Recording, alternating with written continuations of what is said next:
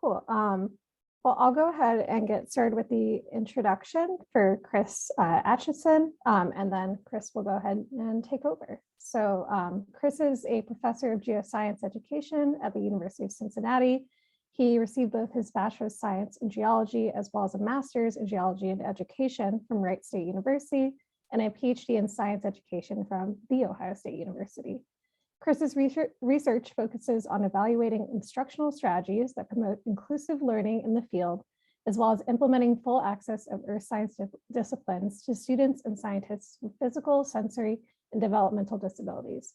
Part of his efforts include founding the International Association of Geoscience Diversity, an organization where members develop inclusive research opportunities and instructional strategies, in turn advocating for students and geoscientists with disabilities. Chris has received recognition for his hard work and compassion through awards and honors granted by the Journal of Geoscience Education, the Geological Society of America, the American Geophysical Union, and the National Science Foundation. Many of these recognitions are due to Chris's excellent writing, teaching, and outreach, including most recently in 2021, both a Distinguished Service Award from GSA and an Outstanding Paper Award from the Journal of Geoscience Education for the co-authored paper, Nothing About Us Without Us, the perspectives of autistic geoscientists on inclusive instructional practices in geoscience education. Today, Chris's talk is Universally Designed Inclusive Communities of Learning and Geoscience Field Experiences. And this topic, of course, is relevant to all of us with the upcoming field season. So Chris, why don't you go ahead? Okay, thank you, Francesca. I appreciate that intro. Let me pull up my captioning here, and for everybody who doesn't already know, Google Slides has a fantastic closed captioning opportunity for you to, or a tool for you to use, and it's actually it's pretty spot on. So, you know, one thing that I would like you all to kind of think about here is you know, when we look at our students one way and we expect them to be able to do certain things, but this is a really great way to kind of put in an analogy for this. Actually, let me stop there real quick and go back into my presenter mode because that's not on presenter mode.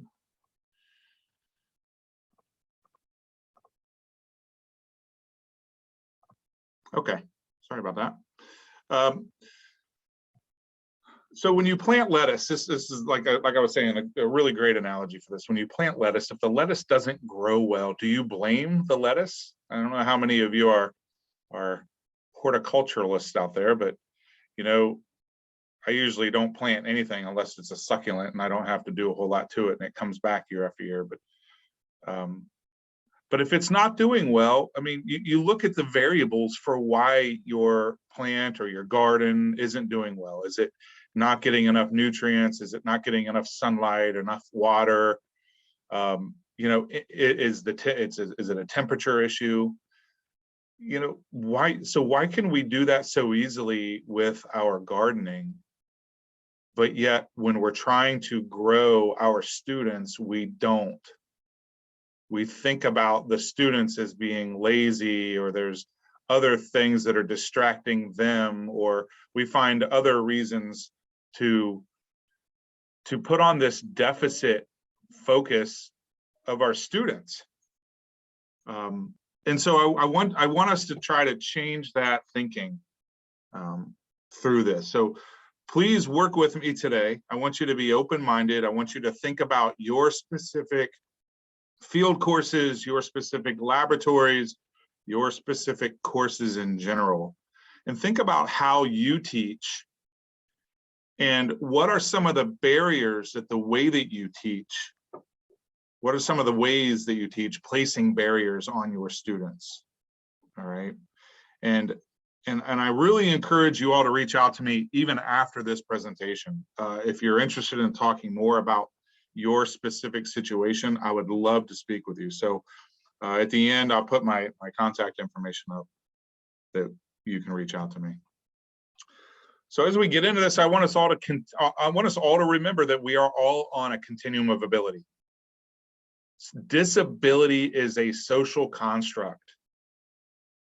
Every single one of us falls on this continuum, but yet most of us probably don't consider ourselves disabled, because by definition, there's a social definition of disability, especially that came out in the Americans with Disabilities Act in 1990. But I want us to think about this. Every single one of us right now can see, hear, learn, walk, read, print, write, communicate verbally, socialize, tune out distractions, and especially manage our mental and physical health, especially during this pandemic. We're all able to do this very differently. And in fact, you probably have seen during the pandemic that your students and even yourself, you probably realizing that you're just burning out a lot faster as a result. And my dog's over here running laps around me, so that's fantastic. So ability, it's a naturally diverse human condition. 1 out of every 5 Americans, and these are actually old data now. I've seen data that suggests that about 1 out of every 4 Americans have a documented disability of some kind, 25%. So just think about that for a minute. If you have a lecture, and you meet in a room, you have 100 students in that lecture. Imagine that about 25 of those students have a disability of some kind. And yet when I ask faculty, have you had any students with disabilities in your classes? And they say, no, not that I've seen. Well, why does it have to be obvious for them to have a disability? Most disabilities are non-apparent. Most disabilities and most students can utilize our support. And also think about this, it costs money for students to get a documentation for their disability. And a lot of students aren't able to do that. So why are we requiring a documentation of some kind of a disability just to provide them with some supports? So I want you to think about this. Disability is not the issue here.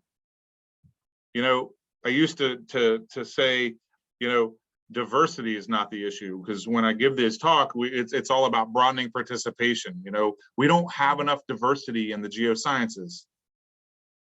We don't have enough diversity in physics. We don't have enough diversity in you insert science here. But disability and diversity and disability more specifically isn't the issue. The issue is a lack of access, a lack of equity, inclusion, social justice, and most importantly, it's a lack of opportunity. The students are there. One of the things that I was told when I first started doing this work, when I gave my very first presentation at GSA, I had a very prominent geoscientist, field geoscientist, who actually I had cited in my dissertation. Don't go scouring through it now, but came up to me and asked me why I was working so hard for so few students. And it floored me. Well, one, I was nervous as hell because he was talking to me, and two, I didn't have an answer. But you know, I fast forward to today and I realized there were so few students because they weren't trying to come into the discipline. They realized that there was no opportunity for them here. And so it's a lack of opportunity that's causing a lot of our students to choose to go elsewhere. You know, how do we present our science on our websites? Our students are showing up to our websites and seeing this portrayal of adventure, and primarily white and sometimes often male. And if they don't fit that identity just right, they're going to realize that that's not for them. There's no sense of belonging. And we certainly don't portray anything that shows accessibility. Now, I'm not asking you to put up a bunch of pictures of people in wheelchairs that don't go to your school, but I am asking you to consider how you can describe your department, describe your courses, describe your field opportunities that make them accessible and inclusive. Doesn't have to be done through tech or through pictures, but you can certainly do it through text. So here's a history of social response to disability. For those of you who are more veterans to this life, you'll probably remember some of these early ones. But, and I think back when I was in middle school and high school, there were students in my school that were in the LD room, right? So there was this push even, 30 years ago, probably even less than that, to eliminate, exclude, or segregate those people, to segregate them. They put them off, they were institutionalized or whatever. And then there's this push to cure, which is kind of funny how this comes back around. So there's a push to cure disability, much like there's a push, well, in some circles of the US, there's a push to cure homosexuality, right? Give me a break. But they felt that there's this sense of normalcy, that disability is an issue that needs to be cured. The same with rehabilitation. They don't see, people see it as a deficit and not an asset, not a strength. So now we've moved in, especially after the ADA, there was this movement to accommodate. And this accommodation has really stuck with us. And this is where you find out that a student needs something and you try to do your best to support them and include them into your class. But we're taking it even a step further now in social justice. We're looking at more inclusive and universal design. So I hope some of you have heard about universal design for learning. If not, well, I've got you covered. So universal design specifically is the design of an environment so that it can be accessed, understood, and used to the greatest extent possible by all people, regardless of age, size, or ability. I guarantee every one of you have used something today that was universally designed. Door handles instead of door knobs. If you don't have the dexterity to open a doorknob, then you can't get through the door. Zero entry pools. It wasn't just to make it easier for us to get into the pool. It was actually to make it accessible for people who couldn't walk in or dive in off a diving board or walk in through the ladders on the side of the pool. Push to open doors. Scissors that you can use right-handed and left-handed. How about that? If you're left-handed, I guarantee you've struggled to use scissors your entire life. And then faucets with a single lever. So something that's universally designed is usable, accessible, and inclusive for everyone. You're not asking a person, well, what do you need? So somebody might come up, well, I can't open this door because it's a knob. Okay, well, then I'm going to accommodate you. I'm going to try to make something to fix it just for you. No, universally designed things are made to support everyone. It's like that. I don't know if you've seen that comic that, there's students that are waiting to get up the steps into school, and the custodian is shoveling the snow off the steps. And right next to the steps, there's a ramp and a student in a wheelchair. And the student's asking, hey, can you clear this ramp so I can get in? He goes, yeah, right after I clear the steps for these other students. But if he cleared the ramp, everyone could have got into school. So now we take universal design into a step further and looking at it from the instructional standpoint. Inclusive pedagogical strategies that use a variety of teaching methods and materials and technology and assessment. Keeping in mind, this is same as universal design in the built environment. You are creating something to support as many people as possible. And most importantly here, it shifts perceptions of students with disabilities away from being individual problems to a more valued part of the continuum of learning with diverse backgrounds and diverse strengths. Your students have strengths, they have worldviews, they have perspectives that are going to provide a wealth of knowledge to everyone else. Our students aren't coming to us as passive learners, although many of them sit there and don't respond in class, believe me. But they have strengths and understandings and passions and interests. And once you tap into that, you're going to see a very valuable part of the learning community come out. But also realize that UDL is not a one-size-fits-all framework. You can't just do one thing and then assume that it's going to work for everybody. It doesn't work that way. But it creates clear goals and a flexible foundation for a range of instructional customization. And I'll show you what that actually looks like. So if you go to the cast.org website, it's cast.org. It's a great resource for universal design for learning. UDL talks about these three guidelines: engagement, representation, and action and expression. Multiple means of engagement is that you're engaging your students through different ways of reaching them. It might not all be through lecture, but you also might engage them through video, through you name it. It could be a number of things. And then the same sense is representation.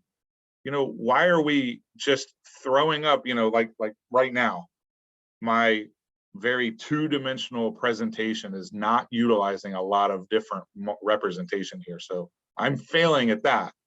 However, my engagement with you is not only my voice, but it's the captioning that I provide here as well. But I'm going to show you a really good example of multiple representation in the field for students with disabilities here in just a minute. And then action and expression. How are we providing our students with different ways of demonstrating their understanding back to us? Why does it always have to be a big booklet for extended response exam or multiple 20 pages of multiple choice questions or something like that? Why do we not have conversations with our students? Why do we not have a table full of stuff and we ask them, hey, demonstrate to me how the moon phases work. Demonstrate to me the I don't know, the metamorphic process. Or hey, here is a rock. Tell me the history of this rock based on the evidence that you see. Right? That's a different way of getting our students to be able to demonstrate their understanding back to us. So here's an example, the captioning. I just talked about it. If you're like me, you know, and this was a long time ago because now I actually keep the captioning on my TV, but I always remember when captioning I probably sat on the remote or something and turned the captioning on. And then I would get all frustrated because it was like annoying to see the captioning going across. Until I started realizing that, oh, I'm reading the captions. I'm focused on reading the captions. How many of you out there are reading the captions right now as I'm talking? It's multiple representation. Captioning supports anyone who's unable to hear the audio. Maybe you're in a loud place and you have to have the sound off. Captioning supports English language learners. In a noisy or noiseless location, has slow internet connection, wants to know the spelling of words, or needs to find content quickly. It's not just for people who are deaf or hard of hearing. People are surprised when they think about that. Think about that. So again, accessibility requires both accommodations, it's very reactive and individualized, and universal design, which is proactive for everyone. If we utilize UDL more in our classes and our field work, it's going to be very proactive. You know, like captioning. I didn't ask if anybody needed this support, but it did nothing to me. It added no stress on me to turn captioning on for this presentation, and it's probably supporting many of you right now. That's universal design. Here's a couple of good resources. Again, the cast.org website and the Do It Center at the University of Washington is a fantastic resource with a lot of things to check out across all different science disciplines. Okay, biggest thing here. What do? I have a student who came to my introductory class. I've never had a student in a wheelchair before. I've never had a student who is blind or low vision. What do I do? What do I do? Well, whatever you do, don't make an assumption about what they can or what they're capable of. Speak to them. Don't expect that a documentation of a disability or a letter from the Office of Accessibility Services is going to provide what that student really needs. You know, what are the basics? Those letters say, well, they need additional time on an exam, or they need to sit up front close to the board, or something like that, right? So general. But have a conversation with the student. Regardless of where you're at, in the classroom, in the lab, or the field, do not make decisions for that student without including their voice in the decision-making process or in the planning process. They're the ones that's going to be directly impacted by the decisions that you make. And if you've had one person with a disability, that doesn't mean you know what this person can do or can't do. Have the conversation. It's nothing about us without us. And just like Francesca was talking about, this was a paper we won a Journal Geoscience Education Award for. There had been a couple of papers that came out in the past, I don't know, probably 10 years now, that we're talking about students, talking about supporting autistic students in the geoscience fieldwork. And you can clearly tell that what they were doing was about the students without actually communicating and including the voice of the students. And they weren't really written well. And it was about just as damaging to the perspectives about supporting autistic students than it was about helping them. So it was actually perpetuating a lot of damage, a lot of negativity. That I reached out to 3 of my colleagues here, all 3 of which are autistic. They are all geoscientists. And we wrote a response to those papers. And I'd encourage you to check this out. And there's also a supplemental paper. There's a supplemental document that comes with this with a ton of great suggestions written by the 3 of them and their first person experiences. And this turned out, I couldn't be more proud of this paper. And the conversations that we had in planning this paper, and early on they were pretty angry, but we were able to redirect that and create just a really amazing resource. So please do check that out. It was open access. They did make this open access. I don't know if it still is. If you can't find it, email me and I'll be happy to send it to you. All right, getting into the field. I want us now to think about our own field experiences, both as a student and as an instructor if you've been teaching in the field. I want you to realize that full participation requires full inclusion, but that doesn't mean full physical access to 100% of the field activities. So many people come to me and say, well, you know, we've got this field course and there's an outcrop that students aren't going to be able to get to because they're a wheelchair user.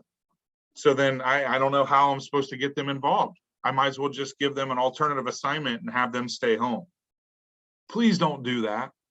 If you do that now, please reach out to me and I'll help you figure it out.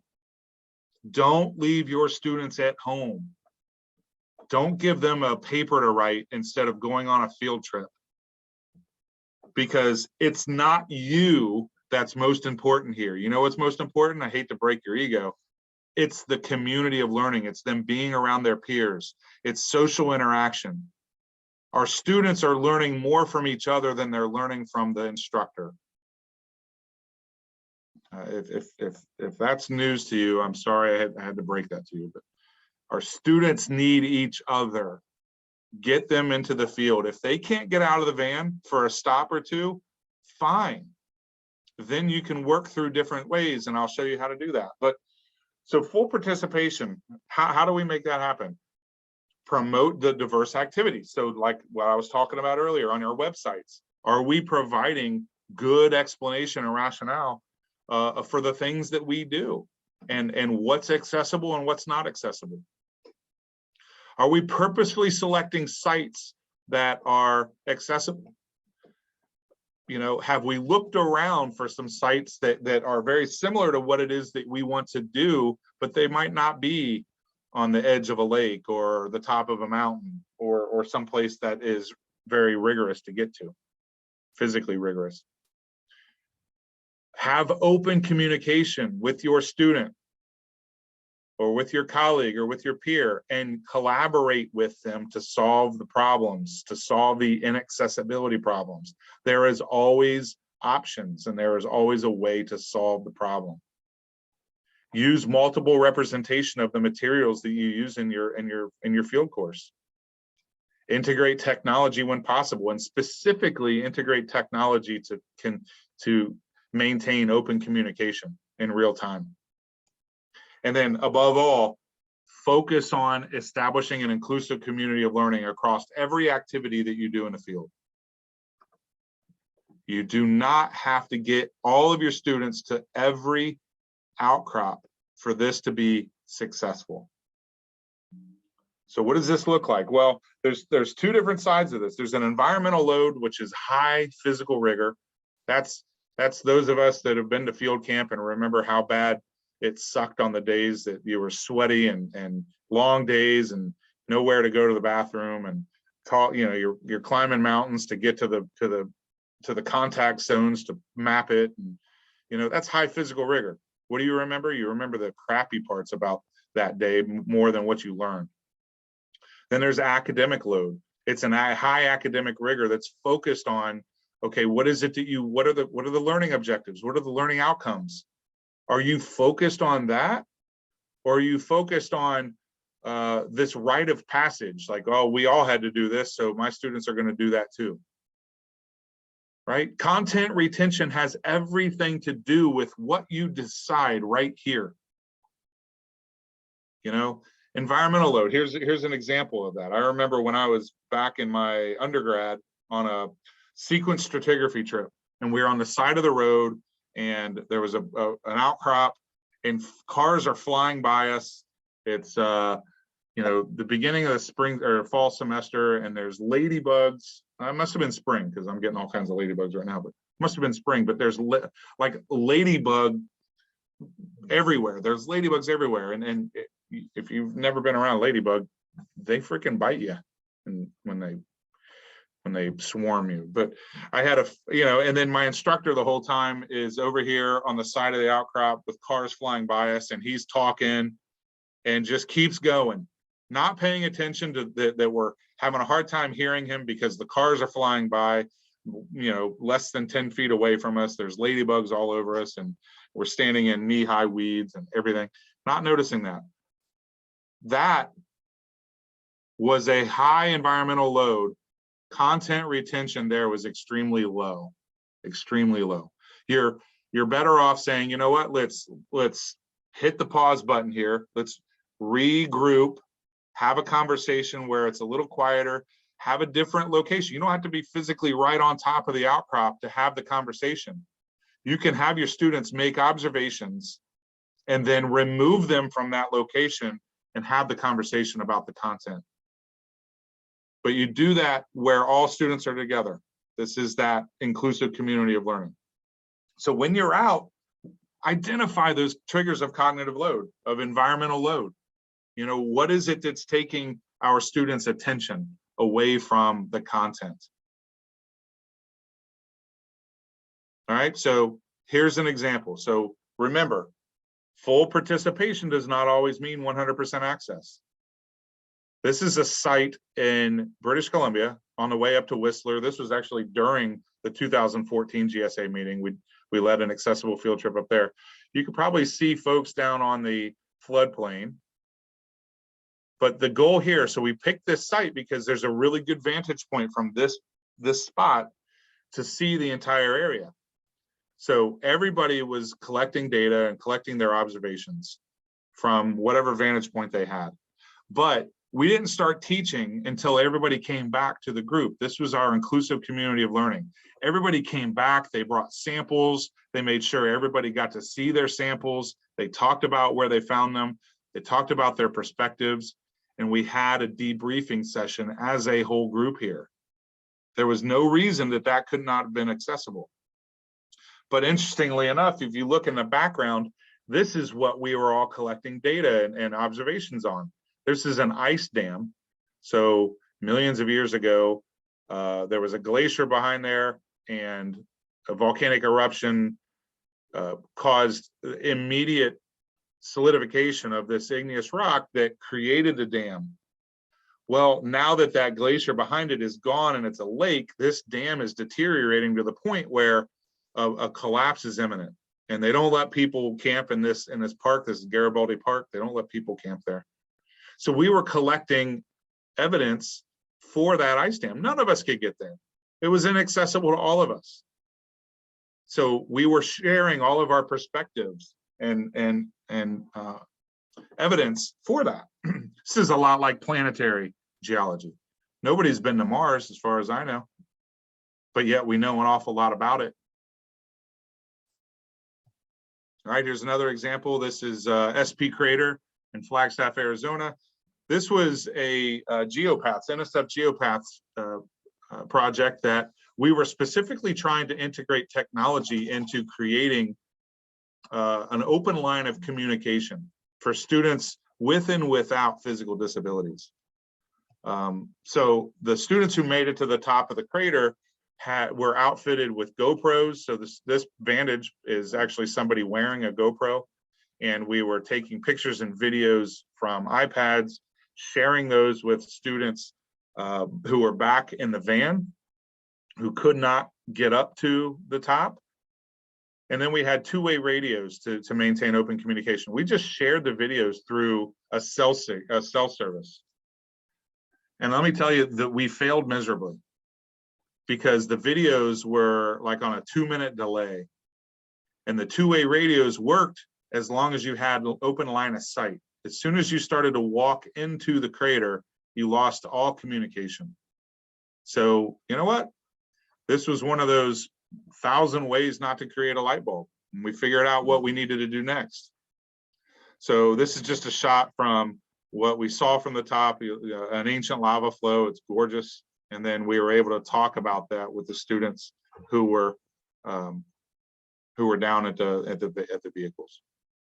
Again, this is a situation where students don't have to have 100% physical access to the field site to be included in the community of learning. The next year, the following year, we took the same group of students to Western Ireland. And this was another one of our purposeful site selections, because this was an old train trestle, had excellent views of the entire area. But you can see students along the creek over here to the left, and that opened up into a big lake further to the left of our picture. And in between this train trestle and the water was all bog. And so it was really difficult to cross the bog to begin with, let alone somebody who had some kind of a physical or mobility disability. But we utilized the same types of expectations, where students were able to collect their observations and evidence from their own vantage point, regardless of where they were at, on the train trestle or actually on the outcrop. But not everybody could get to the outcrop. So we had students that were utilizing the iPads, this one on the left actually taking strike and dip, and the one on the right documenting this and sending it back to their colleagues, to their peers. We actually created, I mean, we're in the middle of nowhere, Ireland here. There's no cell signal. We actually created a local wireless network to be able to share this back and forth, for students to be able to share what they were doing. And it was complete real time sharing. We had no lag. We were able to use the walkie-talkies, the two-way radios, just as we had anticipated before, but we were able to talk through the video as well. So we had really strong wireless signal because we created our own. The next year, we led another, this is another group of students, but we led another accessible field trip on the Isle of Anglesey in Wales. This was one of the sites that we had selected. It was accessible. Students were able to get out of the vehicles and actually look at the outcrop, be right up on the outcrop. But as you might know, in Ireland and Wales, there's a lot of rain, so we had some inaccessibility with that. But this is what we did. We started to add to all these things that were starting to work. We had the local wireless network that we created again, and then we started to integrate multiple representations. So the students who were unable to get out of the vehicles at some of the stops had different materials and resources and evidence to make their observations from. They had things that the students on the outcrops did not have. So they had photographs and thin sections and hand specimens. They had descriptive text about the site. All of these data were unavailable to the students who were actually on the outcrop. So here's an example of the instructor on the left. He actually had the same images that the students in the vehicles had. He was able to talk to them. The instructor on the right was it was his grad student actually. He was videoing him so that the students back at the vehicles could see him in real time and ask questions through the two-way radios.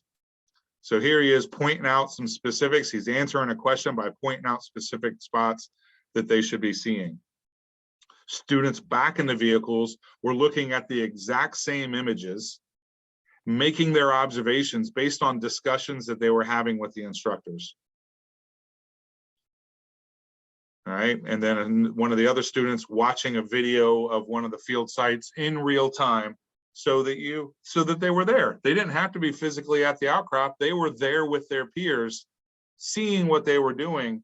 And then when we all came back together as a whole group, it was a debrief. It was an inclusive debriefing session. It was a community of learning. And when that happened, the students who were at the outcrop shared their perspectives of the site, and the students who were in the vehicles were able to share their perspectives and the data that they had observed that was completely different. And they all combined this into making it an inclusive understanding of the field site. So there was ownership. The students who were in the vehicles had ownership of the site and were able to share that and share that expertise with their peers. They had ownership of this site that was completely inaccessible. But on one of the days, the heavens opened up and it was rain that was blowing sideways, and we weren't going in the field on that. So the University of Leeds, this was actually created before the pandemic because it was one of the ones that we showed as an example for what we could have been doing when the pandemic began.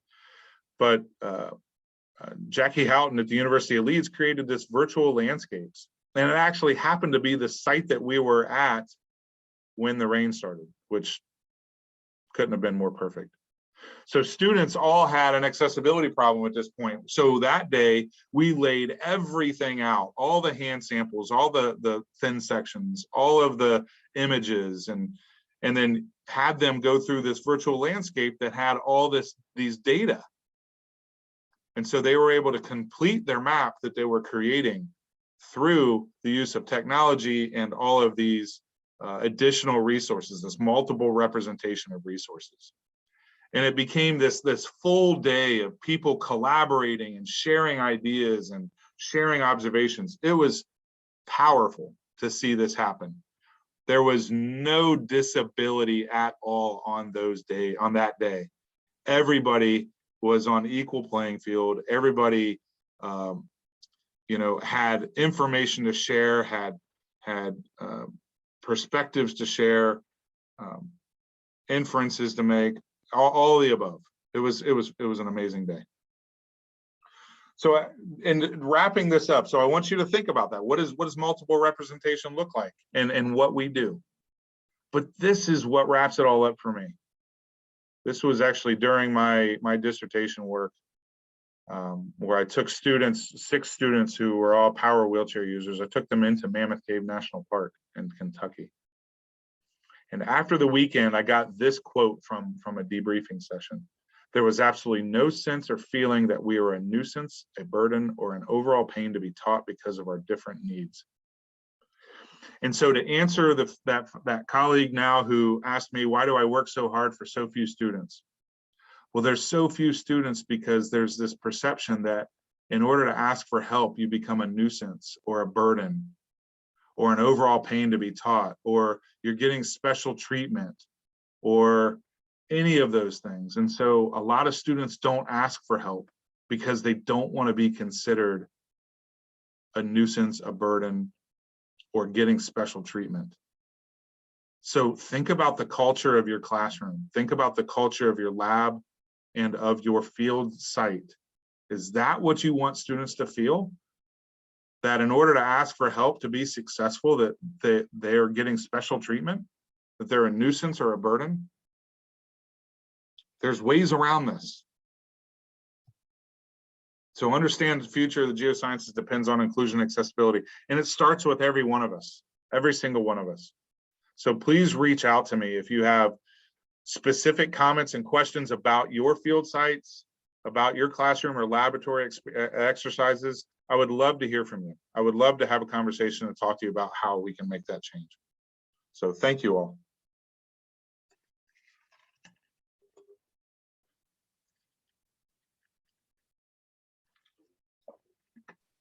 Great, thank you so much, Chris. I'm going to handle the outro part. Just we had to hand things off here for the end piece here. Yeah, so I just stopped sharing, which is crappy because now we lose our captioning. But it's always, so our tradition here is for students to have the ability to ask the first set of questions. So we will open the floor to any students who have questions for Chris. You can either raise your hand or you can unmute and ask your question, or put it in the chat.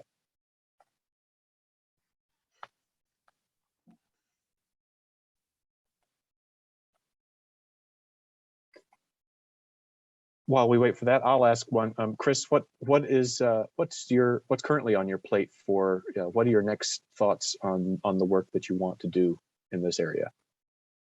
well, I'm actually offloading everything because I head to NSF this summer, and I'll be at NSF for a couple of years. So,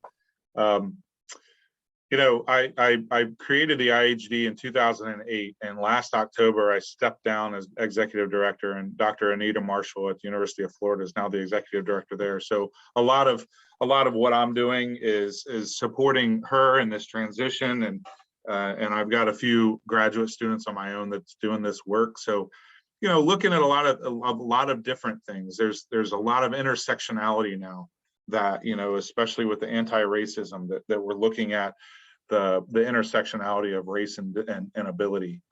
And I've got a fantastic doctoral student that's looking at disability critical race theory, discrit, and what that looks like in terms of how we're planning our instruction and supporting our students. But I tell you, John, there's a million different ways and directions to go with this. There's always something to be done. And, you know, if I were to provide any advice to any of you, it's you know, it's overwhelming to think about what can I do to change to become more inclusive and accessible. The one thing I would say is don't try to do it all at once. Pick one thing that you can make a small tweak or a change to in the way that you teach or the way that you work with your students, and try that. And if it doesn't work, tweak it until it works, and then pick something else to work on next. But if you try to change everything at once, it's all going to crash and burn, and you're going to be frustrated, and you're going to say this isn't going to work. Well, if there are students who have questions, please chime in. I would love to have some student questions. You look like you have one, Lindsay. I do. So I'm wondering, when you have these setups where you have some people looking, for example, like outcrop scale, and maybe someone either looking bigger scale with a farther off view or smaller scale, you're giving them like hand samples or even thin section images. Do you actually get better grasp like within the classroom of how those big and small connect Because I feel like that was something that's usually hard. Like when I was taking field classes, I could kind of get the big picture, but then I'd miss the small picture. Do you actually find you integrate those better doing this? Absolutely. Absolutely. Those differences in perspective are so much more powerful because, you know, in a field course, say if you're on a field camp and everybody's focused on the same thing, then you're obviously missing a lot of it if it's not already included in the activities that they're doing.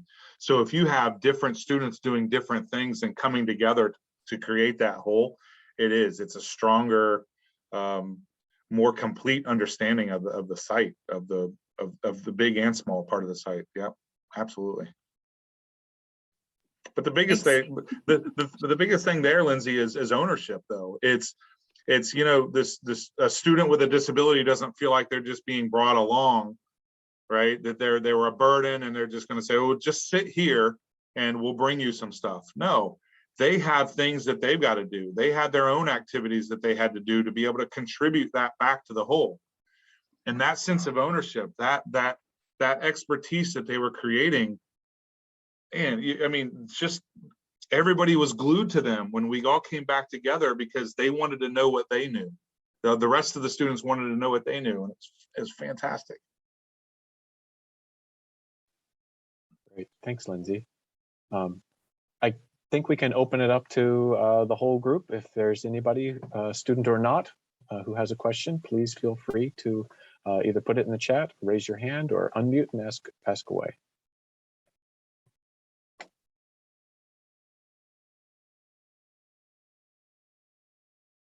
Did you have a question, Kat?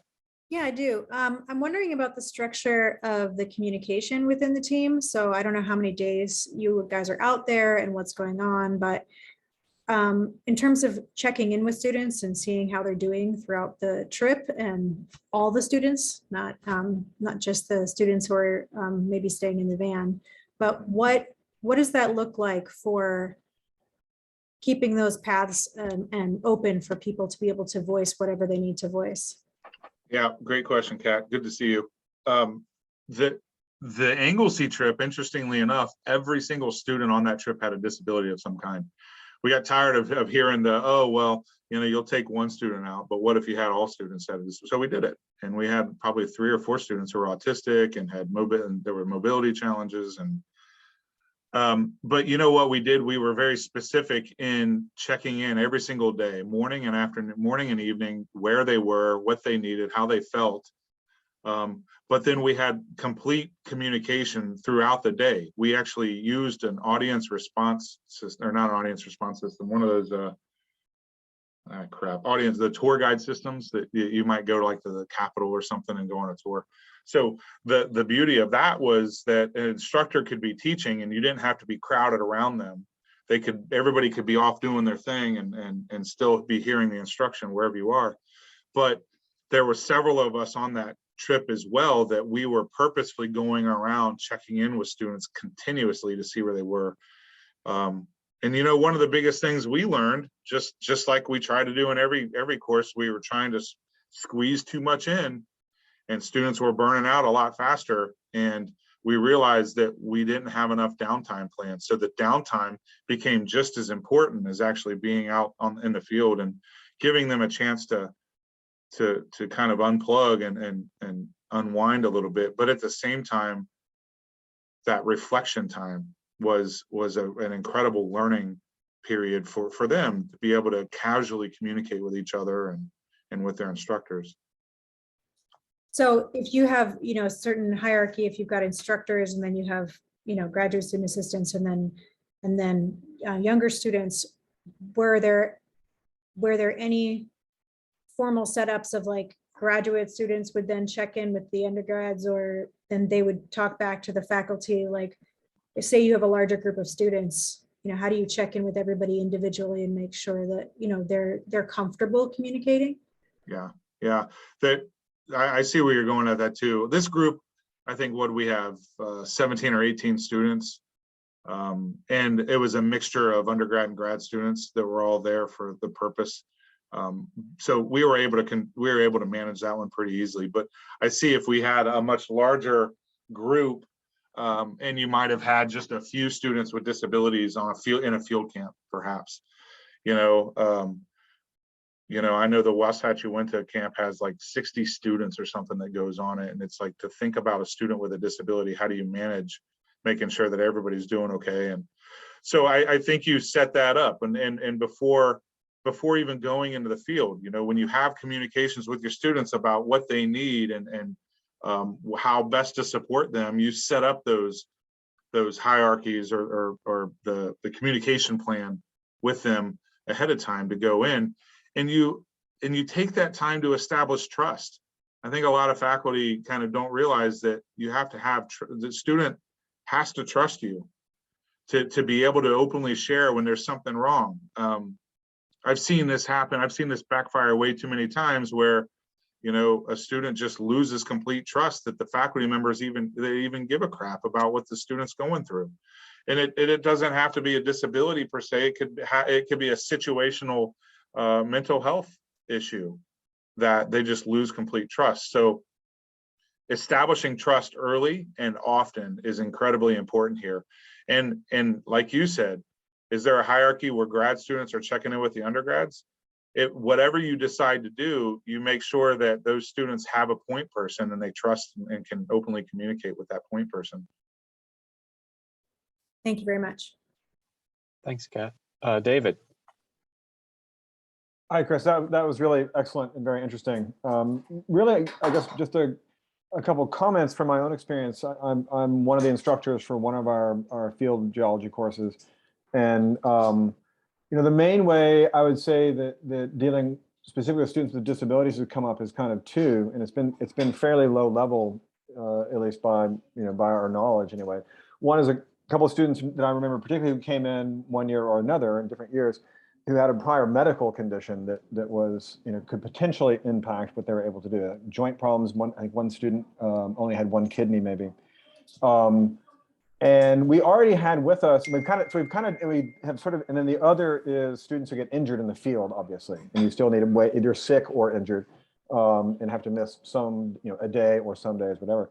And so, you know, we've been somewhat ad hoc with that. We've always had aerial photos and more recently, you know, digital satellite imagery and so forth.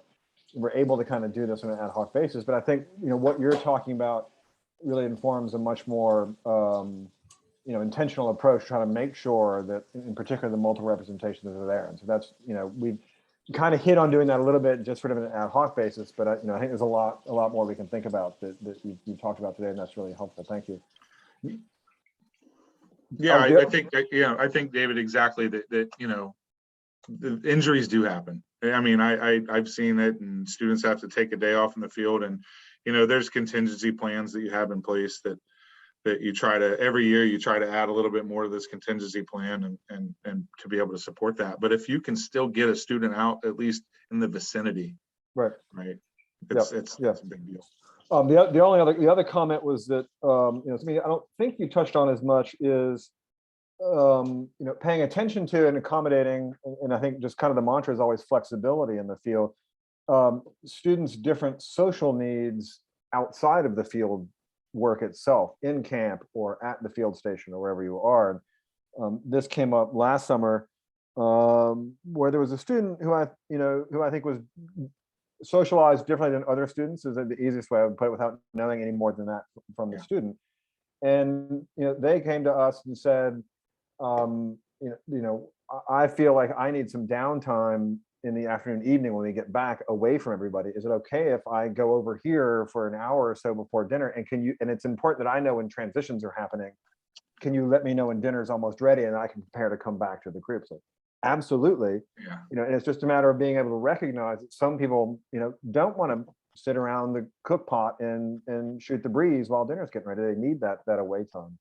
Yeah, absolutely. And you know, think about the amount of energy it took and the courage to be able to share that, you know, that try and not just, that so many students are trying just to fit in, and how much energy that consumes. Right. When it goes to Kat's point about communications and hierarchy, and one of the, you know, we try to make clear not only that they can, if they're more comfortable talking to the TAs, you know, a female TA or a male TA, that's great. If they want to come to me as the instructor or the other, you know, however they want to do it, we're here collectively to be the avenues of communication.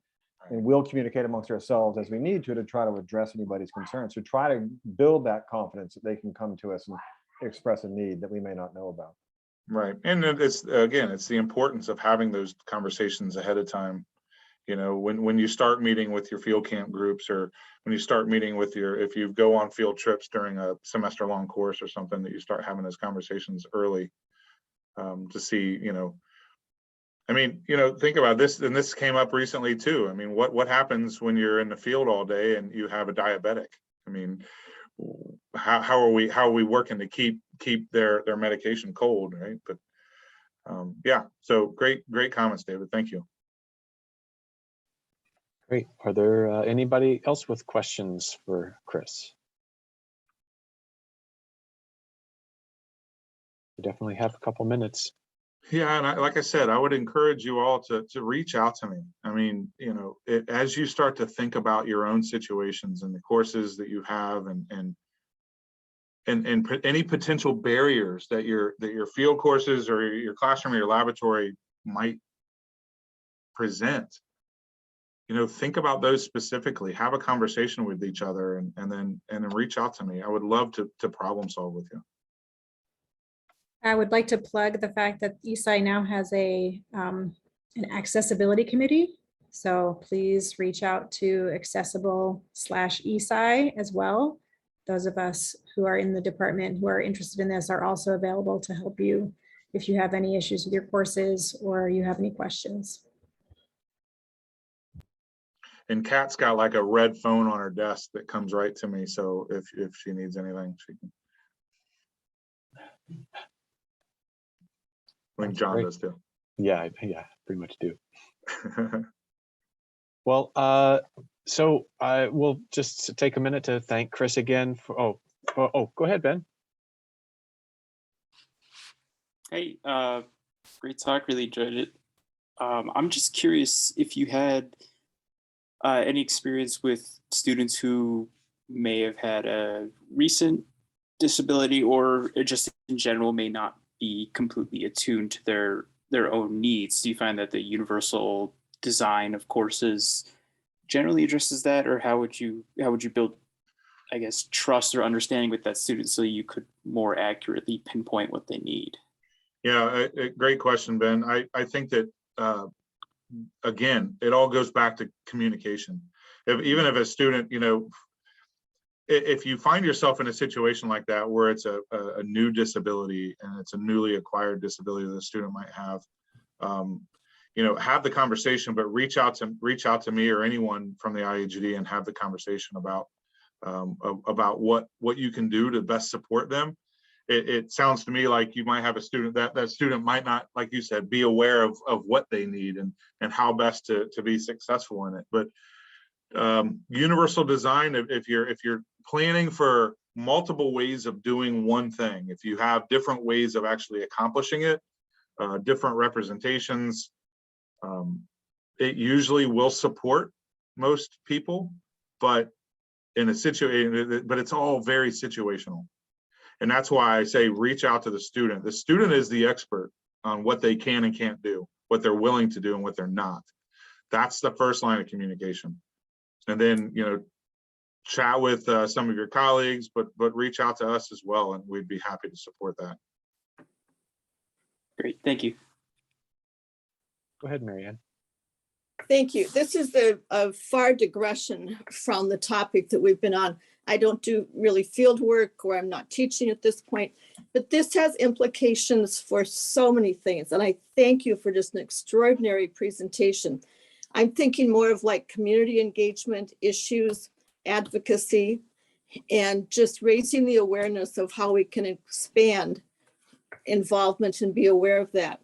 And when you talk about communication, so often today, you'll say, oh, how did you hear about that? Well, it was on Facebook, or it was on some other social media. And that lets out, you know, certain other people. But I just thank you so much. This has universal implications for so many avenues.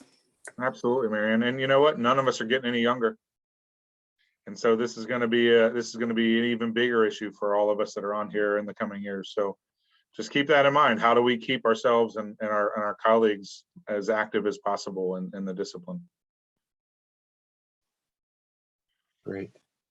Well, I think we will just thank Chris again for a great presentation and for a great discussion. And we'll look forward to seeing you around GSA and other meetings around town. And Absolutely. thank you again. Absolutely. Thank you all for the invite, and reach out if you need anything.